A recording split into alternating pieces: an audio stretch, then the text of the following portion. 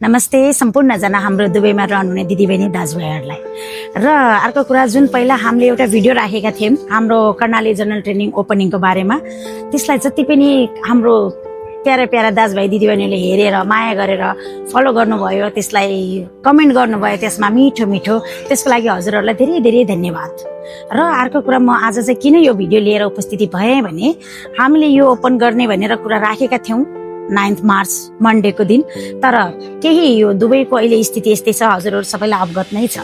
यस्तै कारणले गर्दा हामीले अहिले ओपन गर्न सकेनौँ र त्यो जति पनि दिदीबहिनी दाजुभाइहरू हाम्रो सब ओपन छ भनेर आउनु भएको थियो उहाँहरूलाई हामीले सेवा दिन पाएनौँ। त्यसको लागि धेरै धेरै नै म एकदम मनदेखि नै हजुरहरूसँग क्षमा माग्न चाहेँ। र अब चाहिँ हामीले एकदमै छिटोभन्दा छिटो यो सब ओपन गर्ने तयारीमा छौँ। जुन दिन पनि हामीले तयार गर्ने भन्ने हाम्रो एकदम डिसिजन हुन्छ। एक दिन अगाडि हजुरहरूलाई फेरि हामीले भिडियो मार्फतै जानकारी गराउनेछौँ। मेरो सम्पूर्ण दिदीबहिनीहरूलाई एकचोटि फेरि पनि एकमुष्ट म क्षमा माग्न चाहेँ।